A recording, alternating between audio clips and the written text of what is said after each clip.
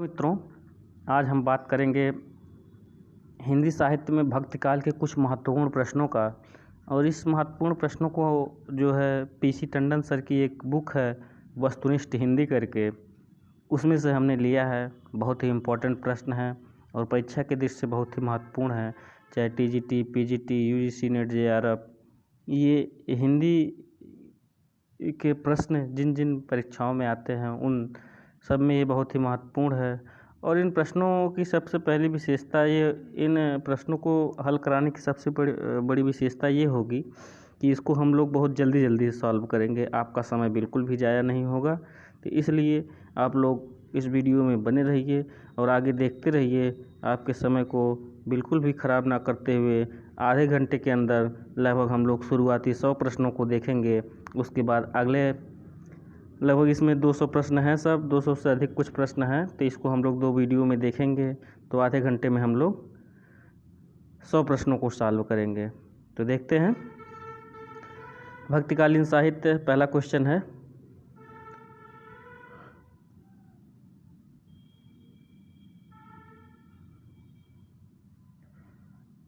भक्ति का सर्वप्रथम उल्लेख किस ग्रंथ में मिलता है? ये आपको बताना है। भक्ति का सर्वप्रथम उल्लेख किस ग्रंथ में मिलता है, ये आपको बताना है। तो भक्ति का सर्वप्रथम उल्लेख मिलता है किस ग्रंथ में? श्वेताश्वेतरोपनिषद में। किस में मिलता है? श्वेताश्वेतर उपनिषद में। ठीक है। उसके बाद अगला क्वेश्चन देखते हैं, दूसरा क्वेश्चन। अगर हम चारों विकल्प पढ़ेंगे तो समय ज़्यादा लग जाएगा, तो इसलिए हम लोग एक ही विकल्प जो सही है उसी पे ही हमारा ध्यान जाए, उसी पे हमारा फोकस हो।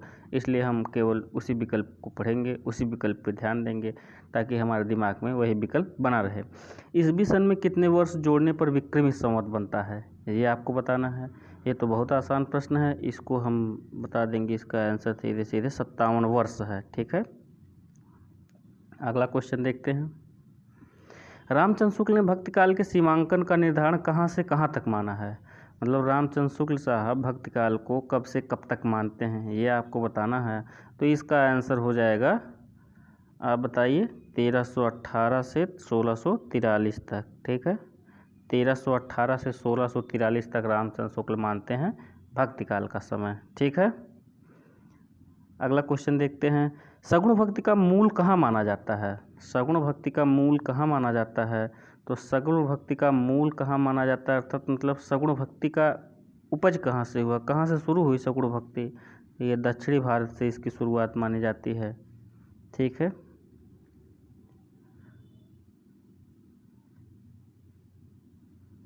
आगे देखते हैं। अगला क्वेश्चन है, निर्गुण भक्ति का आदि स्रोत कदाचित कौन सा उपनिषद माना जाता है? क्वेश्चन एक बार फिर से ध्यान से पढ़ लीजिए। निर्गुण भक्ति का आदि स्रोत कदाचित कौन सा उपनिषद माना जाता है? तो इसका आंसर हो जाएगा श्वेताश्वेतर उपनिषद। कौन सा? श्वेताश्वेतर उपनिषद। मतलब निर्गुण भक्ति का आदि स्रोत यानी कि निर्गुण भक्ति का जन्म जो है श्वेताश्वेतर उपनिषद से माना जाता है। अगला क्वेश्चन देखते हैं। बीजक के संकलनकर्ता व संपादक कौन थे? बीजक जो कबीरदास की रचना मानी जाती है, इसके संकलनकर्ता और संपादक कौन माने जाते हैं, ये आपको बताना है। तो इसका आंसर हो जाएगा 6 नंबर क्वेश्चन का, धर्मदास। कौन हो जाएंगे? धर्मदास। बरवे भेद ग्रंथ के रचयिता कौन है? बरवे भेद ये किसकी रचना है? तो ये रहीम साहब की रचना है। ठीक है, ध्यान रखेंगे आप लोग। मोहमुदगर के रचनाकार कौन है? ये नई रचना आपको मिल सकती है। ये हो सकता है आप पढ़े होंगे, लेकिन अधिकांश साथी, हमको लगता है कि अधिकांश साथियों के लिए नई रचना होगी। तो मोहमुदगर के रचनाकार आपको बताना है। मोहमुदगर के रचनाकार जो हैं शंकराचार्य साहब हैं। कौन है? मोहमुदगर के रचनाकार शंकराचार्य साहब हैं। अगला क्वेश्चन देखते हैं।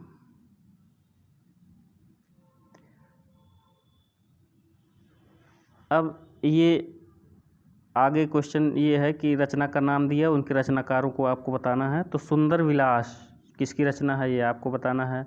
सुंदर विलास किसकी रचना है, ये आपको बताना है। तो सुंदर विलास सुंदर दास साहब की रचना है। ठीक है। इसमें जो है नीतियों भक्ति से संबंधित पद संग्रहित किए गए हैं और इसमें सर्ग कितने हैं? 34। ठीक है।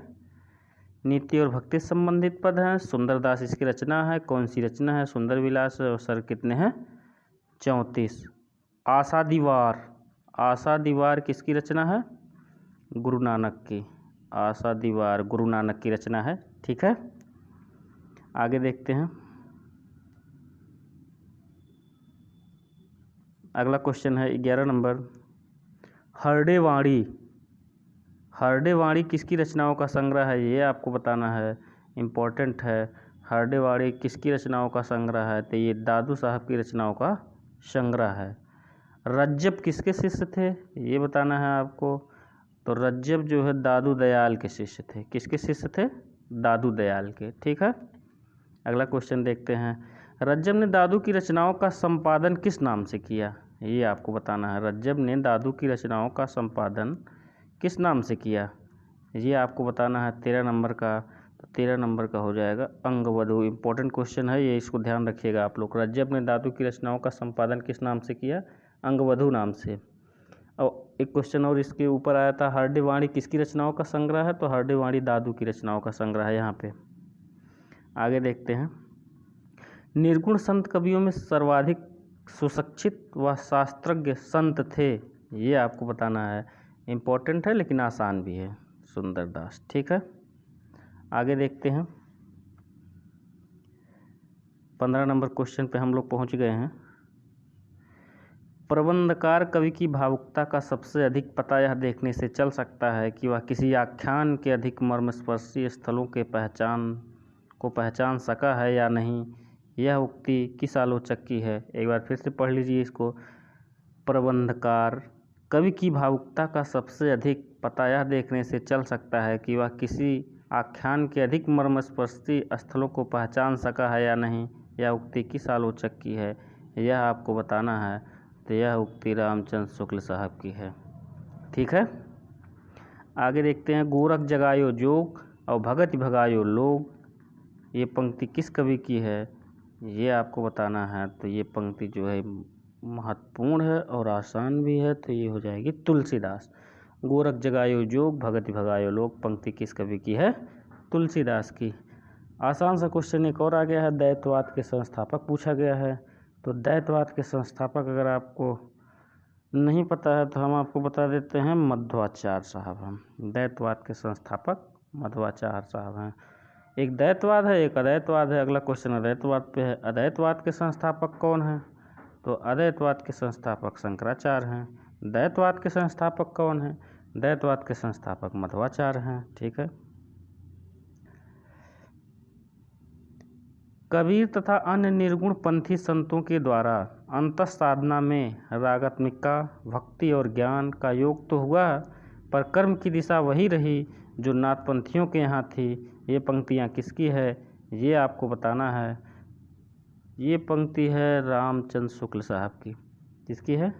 रामचंद्र शुक्ल साहब की। इसको एक बार और आप लोग पढ़ लीजिएगा, कथन थोड़ा लंबा है, आपके ध्यान में आ जाएगा। नामदेव जी की भक्ति किस प्रकार की थी? ये बताना है आपको। नामदेव जी की भक्ति जो है सगुण और निर्गुण प्रकार की थी। तो नामदेव जी के बारे में ये कहा जाता है कि प्रारंभ में ये तो सगुण उपासक थे, संत ज्ञानेश्वर के प्रभाव से ये निर्गुण हो गए। ये इम्पोर्टेंट फैक्ट है इनके बारे में। नामदेव जी की भक्ति अगर पूछा जाएगा तो सगुण निर्गुण बताना है, लेकिन अगर प्रारंभ में पूछा जाएगा तो ये सगुण वंदन करते थे, लेकिन बाद में संत ज्ञानेश्वर साहब के प्रभाव में आकर के ये निर्गुणाश्रय हो गए। अगला क्वेश्चन देखिए, अहिंसावाद व प्रपत्तिवाद किस संप्रदाय की देन है? अहिंसावाद व प्रपत्तिवाद किस संप्रदाय की देन है? तो ये 21 का हो जाएगा दूसरा नंबर, वैष्णव संप्रदाय की देन है। ये अहिंसावाद और प्रपत्तिवाद का जन्मदाता वैष्णव संप्रदाय माना जाता है। अगला क्वेश्चन हम देखते हैं, झिलमिल झगड़ा झूलते बाकी रहे न काहू, गोरख अटके कालपुर कौन कहावे साहू। ये आपको बताना है। झिलमिल झगड़ा झूलते बाकी रही न काहू, गोरख अटके कालपुर कौन कहावे साहू। 22 नंबर क्वेश्चन आपको बताना है। तो 22 नंबर क्वेश्चन का आंसर हो जाएगा तीसरा। इसके पंक्तिकार जो है कबीरदास जी हैं।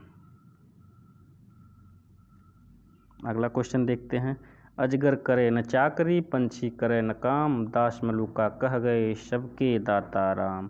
बहुत महत्वपूर्ण, बहुत चर्चित, लोक प्रचलित ये पंक्ति है और इसके आंसर हो जाएंगे मलूक दास साहब। दास मलूका आ गया है इसमें, तो इसको आप आसानी से पकड़ सकते हैं। अगला क्वेश्चन इंपॉर्टेंट है, रामावत संप्रदाय के प्रवर्तक कौन है? रामावत संप्रदाय के प्रवर्तक का आपको बताना है, तो रा से रामावत, रा से रामानंद साहब हो जाएंगे इसके प्रवर्तक। ठीक है। श्री संप्रदाय के प्रवर्तक कौन है? श्री संप्रदाय के प्रवर्तक हो जाएंगे रामानुजाचार्य साहब। ठीक है। अगला है क्वेश्चन रुद्र संप्रदाय। रुद्र संप्रदाय के तो हो जाएंगे विष्णु स्वामी। रुद्र संप्रदाय कौन हो जाएंगे? विष्णु स्वामी। और ब्रह्म संप्रदाय के प्रवर्तक यदि आपसे पूछ लिया जाए तो ब्रह्म संप्रदाय के प्रवर्तक हो जाएंगे मध्वाचार्य साहब। ठीक है। ब्रह्म संप्रदाय के मध्वाचार्य हो गए। ठीक है। रुद्र संप्रदाय के विष्णु स्वामी हो गए। श्री संप्रदाय के रामानुजाचार्य हो गए। रामानंद संप्रदाय के रामानंद हो गए। आगे देख लेते हैं जल्दी जल्दी हम।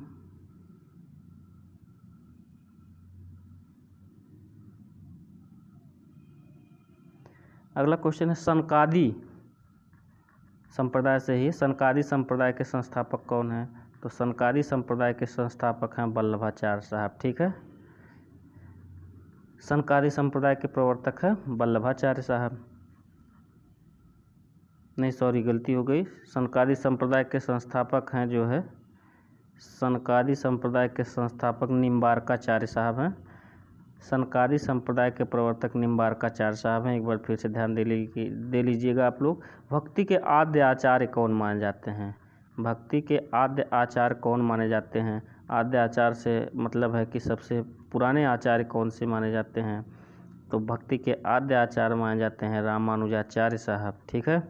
भक्ति के आद्य आचार्य माने जाते हैं। और सनकादि संप्रदाय के प्रवर्तक निम्बार्काचार्य माने जाते हैं।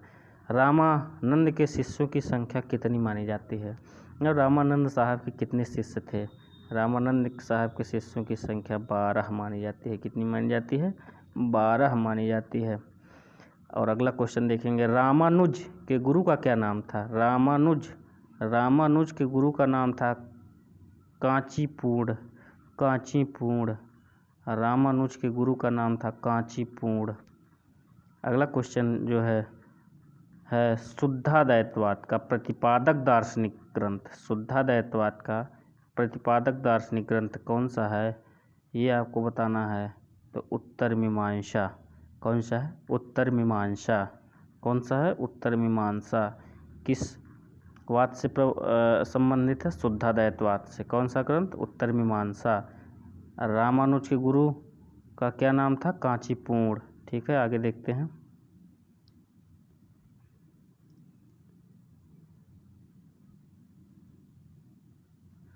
योग साधना के प्रवर्तक आदि गुरु कौन थे? योग साधना के प्रवर्तक आदि गुरु कौन थे? योग साधना के प्रवर्तक आदि गुरु थे, इसका आंसर आपको बताना है। तो योग साधना के प्रवर्तक आदि गुरु शिव थे। ठीक है। आलवार संतों की संख्या कितनी है?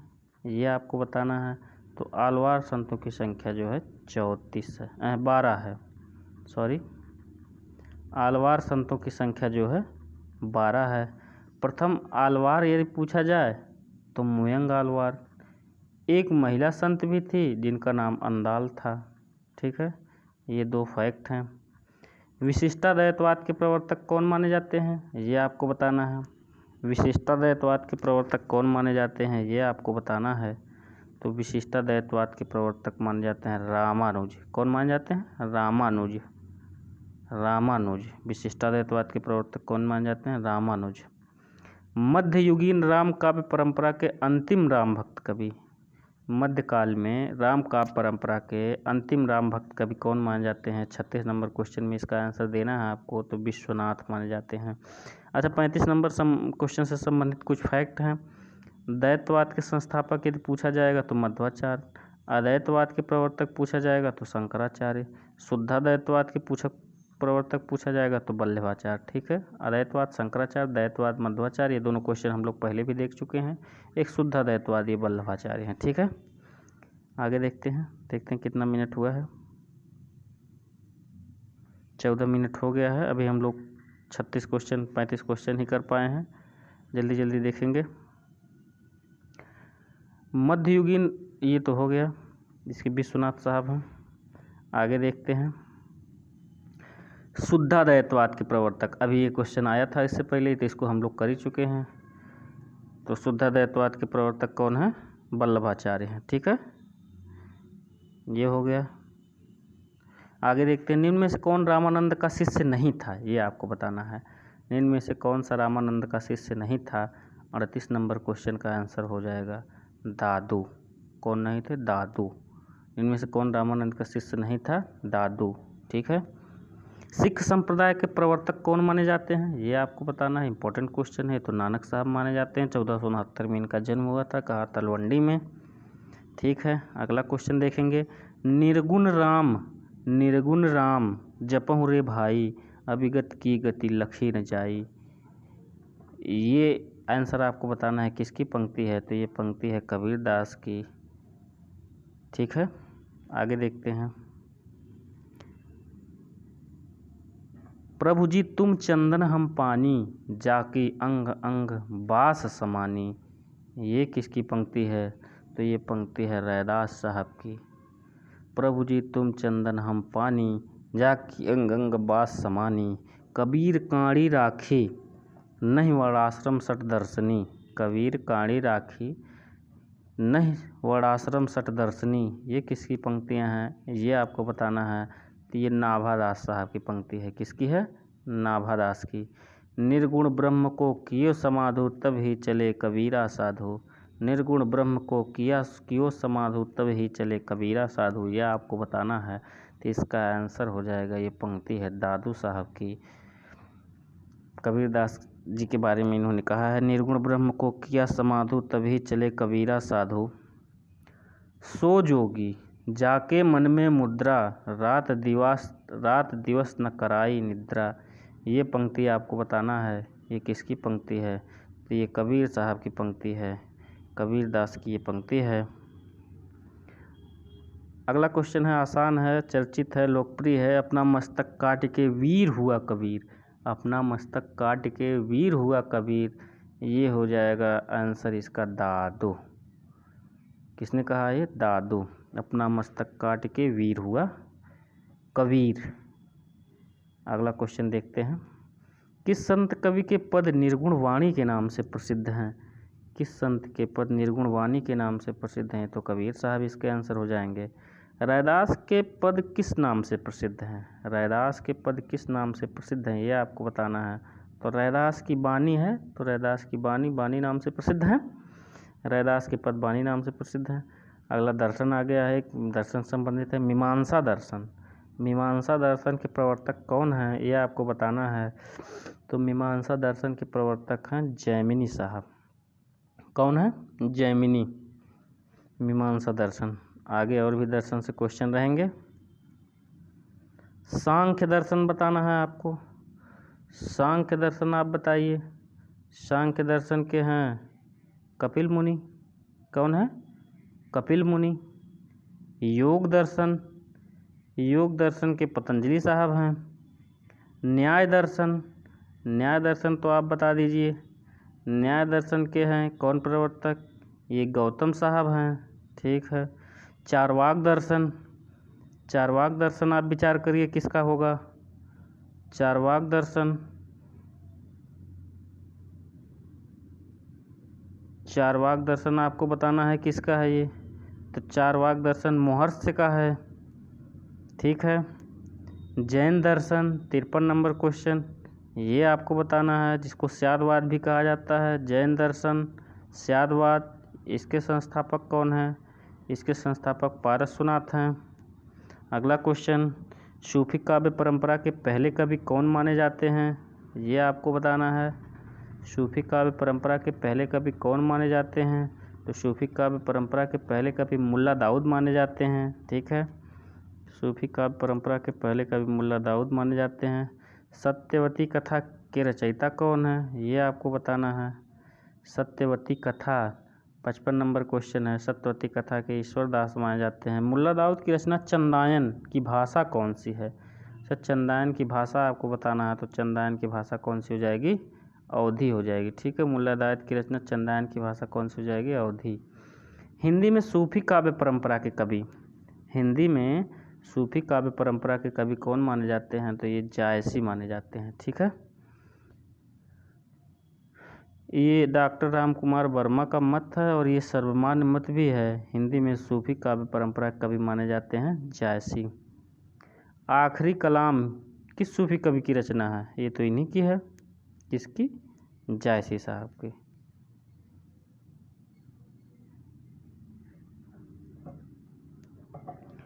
अगला क्वेश्चन देखते हैं।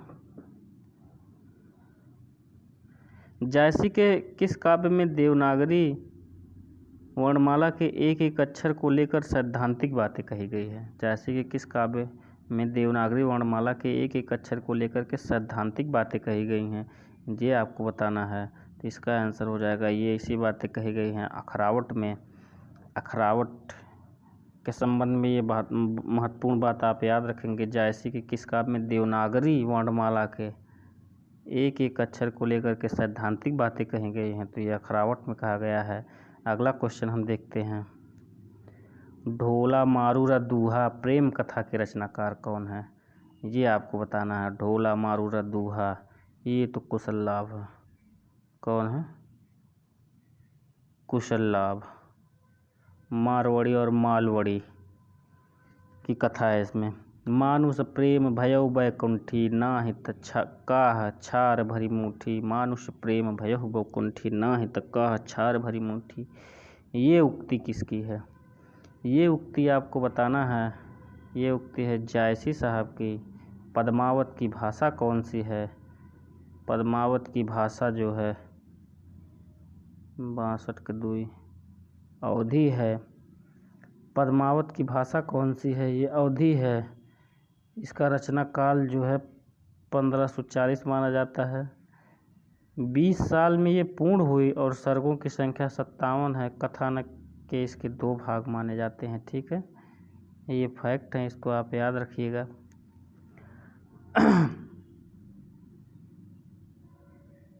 पद्मावत की भाषा क्या मानी जाती है? अवधी। ठीक है, हंस जवाहिर, हंस जवाहिर के रचनाकार आपको बताना है। कौन से नंबर का क्वेश्चन है? 63 नंबर। तो 63 नंबर का आंसर हो जाएगा कासिम शाह। हंस जवाहिर के रचनाकार कौन है? कासिम शाह। इंद्रावती और अनुराग बांसुरी जैसी सुप्रसिद्ध रचनाओं के रचनाकार कौन है? इंद्रावती और अनुराग बांसुरी जैसी सुप्रसिद्ध रचनाओं के रचनाकार कौन है? ये आपको बताना है। तो ये हो जाएगा नूर मोहम्मद। इंद्रावती और अनुराग बांसुरी जैसी सुप्रसिद्ध रचनाएं किसकी है? नूर मोहम्मद की। चित्रावली किसकी रचना है? तो चित्रावली उस्मान की हो जाएगी। भक्तिकाल की प्रेमाश्रयी धारा पर किस मत का सर्वाधिक प्रभाव है? भक्तिकाल की प्रेमाश्रयी धारा पर किस मत का सर्वाधिक प्रभाव है? तो ये तो हो जाएगा सूफी मत। सूफी मत का प्रभाव है। अगला क्वेश्चन। पियु सो कहूँ संदेशड़ा हे भंवरा हे काग शोधन विरहे जरी मुई तिहिक धुआं हम लाग। ये तो जायसी साहब इसके रचनाकार हो जाएंगे। जायसी साहब। अगला क्वेश्चन हम देखते हैं। चित्ररेखा किस कवि की रचना है? ये आपको बताना है। चित्ररेखा, चित्ररेखा जो है जायसी की रचना है। यह एक प्रेमाख्यानक लघु काव्य है जिसमें सूफी मान्यता का प्रवेश नहीं है। चित्ररेखा की विशेषता ये है कि सूफी प्रेमाख्यानक लघु काव्य तो है लेकिन इसमें सूफी मान्यताओं का प्रवेश नहीं है। किसके बारे में है? चित्ररेखा के बारे में। अगला क्वेश्चन देख लेते हैं। आचार्य रामचंद्र शुक्ल ने किस सूफी कवि को सूफी काव्य परंपरा का प्रथम कवि स्वीकार किया है? ये आपको बताना है। इस तो रामचंद्र शुक्ल ने सूफी काव्य परंपरा का प्रथम कवि किसको माना था? कुतुबन को। किसको? कुतुबन को। कितना प्यारा नाम है, कुतुबन। डॉक्टर राम कुमार ने किस सूफी काव्य परंपरा को प्रथम कवि माना? डॉक्टर राम कुमार वर्मा ने सूफी काव्य परंपरा का प्रथम कवि किसको माना है? ये आपको बताना है। तो ये इन्होंने मुल्ला दाऊद को माना। रामचंद्र शुक्ल साहब ने किसको माना? कुतुबन को माना। राम कुमार वर्मा ने किसको माना? मुल्ला दाऊद को माना। मृगावती रचना किसकी है? कुतुबन की है। कुतुबन को सूफी काव्य परंपरा का प्रथम कवि किसने माना? रामचंद्र शुक्ल ने माना। मधुमालती किसकी है? म से मधुमालती, मा से मंझन, ये हो गया। पद्मिनी चरित्र, ये रचना आपको बताना है, इम्पोर्टेंट है, कम लोग बता पाएंगे इसको। ये है लालचंद की, किसकी है? लालचंद की रचना है ये। कौन सी रचना? पद्मिनी चरित्र, ये किसकी रचना है? लालचंद की। ठीक है, 25 मिनट हो गया है। 5 मिनट के अंदर हम लोग 25 क्वेश्चन और करना है, ताकि ये 30 मिनट में टारगेट जो हमारा है वो पूरा हो जाए। पंक्तियों के रचनाकार को बताना है। कब घर में बैठे रहे, नाहिन हाट बाजार, मधुमालती मृगावती, पोथू दो उचार। ये किसकी पंक्ति है? ये इसको एक बार आप लोग पढ़ लीजिएगा। तो ये पंक्ति मैं आपको बता दे रहा हूँ, ये है बनारसी दास जैन साहब की। किसकी है? बनारसी दास जैन साहब की। अगला क्वेश्चन, विक्रम धसा प्रेम के बारा, सपनावती कह गयों पतारा। ये किसकी रचना है? ये रचना है जो है मंझन साहब की। किसकी है? मंझन साहब की रचना है ये। विक्रम धसा प्रेम के बारा, सपनावती कह गयों पतारा। अगला क्वेश्चन देखेंगे, अगला 76 नंबर, रुक्मणी पुनि वैसे ही मर गई, कुलवंती संत सो सती भई। ये क्वेश्चन आपको बताना है 76 नंबर। तो 76 नंबर ये जो है पंक्ति है कुतुबन की। किसकी है? कुतुबन की। रुक्मणी पुनि वैसी मर गई, कुलवंती सत सो सती भई। बलदीप देखा अंग्रेजा, बलदीप देखा अंग्रेजा, ये बताना है आपको। बलदीप देखा अंग्रेजा 77 नंबर, 77 नंबर का ये है उस्मान। इसके आगे भी पंक्ति है, ये बलदीप देखा अंग्रेजा, वहाँ जाए जे कठिन करेजा। ये उस्मान की पंक्ति है। अगला क्वेश्चन देखते हैं, जानत है वह सिरजनहारा, जो कुछ है मन मरम हमारा, हिंदू मक पर पाँव न राखों का, जो बहुत हिंदू भाखों। ये तो बहुत महत्वपूर्ण पंक्ति है, ये आपको बताना है। तो ये नूर मोहम्मद की है। किसकी है? नूर मोहम्मद की। अगला पंक्ति देखते हैं, तन चितौर मन राजा कीन्हा, ही सिंघल बुद्धि पद्मिनी चिन्हा। ये तो आप लोग इस पंक्ति से परिचित होंगे। ये पंक्ति है जायसी साहब की। कौन से रचना से? पद्मावत से है। अगला क्वेश्चन देखते हैं, कबीर ने अपनी झाड़ फटकार के द्वारा हिंदुओं और मुसलमानों का कट्टरपन दूर करने का जो प्रयत्न किया, वो अधिकतर जो है वो चिढ़ाने वाला हुआ है, हृदय को स्पर्श करने वाला नहीं। ये पंक्तियाँ किसकी है? ये पंक्तियाँ हैं रामचंद्र शुक्ल साहब को। अच्छा, रामचंद्र शुक्ल साहब जितना महत्व सूरदास और तुलसीदास को देते हैं, उतना महत्व ये कबीरदास को नहीं देते हैं। इनके हिंदी साहित्य के इतिहास ग्रंथ को यदि हम पढ़ते हैं तो ये जानकारी हमको मिलती है। माधवानंद काम कंदला काव्य रचना के रचयिता कौन है? कौन सी रचना है? माधवानंद काम कंदला। माधवानंद काम कंदला के रचयिता कौन है? ये आपको बताना है। 81 नंबर क्वेश्चन। तो 81 नंबर क्वेश्चन का आंसर हो जाएगा तीसरा, जो कि है गणपति। माधवानंद काम कंदला काव्य के रचनाकार कौन है? गणपति। हिंदी साहित्य की पीठिका एक रचना है, इसके रचनाकार कौन है? हिंदी साहित्य की पीठिका डॉक्टर रासबली पांडे इसके रचनाकार हैं। अगला क्वेश्चन देखते हैं, रस रतन। रस रतन कौन सी रचना है? रस रतन। रस रतन है पुहकर कवि का। ठीक है, इसकी रचना हुई थी 1618 में। अवधि में ये रचना है 1618 में हुई थी। सोम इसका नायक है, रंभा इसकी नायिका है। रसरतन पुस्तक का नाम है और रचनाकार है पुहकर कवि। ठीक है, ये फैक्ट याद रखेंगे आप। नल दमयंती प्रेमाख्यानक काव्य के रचनाकार कौन है? नल और दमयंती की प्रेम कथा किसमें है? इनके संघर्ष गाथा किसमें है? ये आपको बताना है। 84 का हो जाएगा क्वेश्चन, नरपति व्यास। नल दमयंती प्रेमाख्यानक काव्य के रचनाकार नरपति व्यास। अगला क्वेश्चन देखते हैं, छिताई वार्ता जो कि कल्पना और इतिहास का अद्वितीय ग्रंथ है के रचनाकार कौन है? छिताई वार्ता में वर्णन किसका है जो कि कल्पना और इतिहास का अद्वितीय ग्रंथ है? ये आपको बताना है। छिताई वार्ता है नारायण दास का। कहरनामा ये रचना है जायसी साहब की। जायसी की सूफी फ़कीर के शिष्य थे, ये आपको बताना है। जायसी किस सूफी फ़कीर के शिष्य थे? शेख मुहिद्दी जायसी किस सूफी फ़कीर के शिष्य थे? अच्छा, जायसी के एक और गुरु थे जिनका नाम था सैयद अशरफ भी जायसी गुरु माने जाते हैं। इसमें सैयद अशरफ ऑप्शन है नहीं, यदि दोनों ऑप्शन रहेगा तो दोनों माना जाएगा, शेख मुहिद्दी भी माना जाएगा और ये भी माना जाएगा। ठीक है, आगे देखते हैं। ईश्वर का विरह ही किस मत के भक्तों का प्रधान संपत्ति है? ईश्वर का विरह, तो ये तो निर्गुण मतावलंबियों का हो जाएगा। कौन सा हो जाएगा इसका? नहीं, ईश्वर का विरह किस मत के भक्तों की प्रधान संपत्ति है? ईश्वर का विरह ये हो जाएगा इसका सूफी मत। निर्गुणों का नहीं होगा, सूफियों का होगा ये, सूफी मत। ईश्वर का विरह ही किस मत के भक्तों की प्रधान संपत्ति है, ये आपको बताना है। सुजान किस प्रेम आख्यान काव्य का नायक है? सुजान किस प्रेम आख्यान काव्य का नायक है, यह आपको बताना है। 90 नंबर क्वेश्चन का आंसर हो जाएगा चित्रावली। अगला क्वेश्चन देखते हैं 91 नंबर। रामानंद जी ने अपने गुरु परंपरा का उल्लेख किस ग्रंथ में किया है?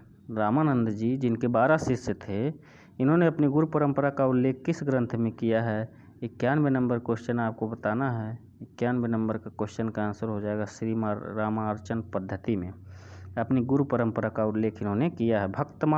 भक्तमाल के रचनाकार तो आप लोग जान ही रहे होंगे, नाभादास हैं।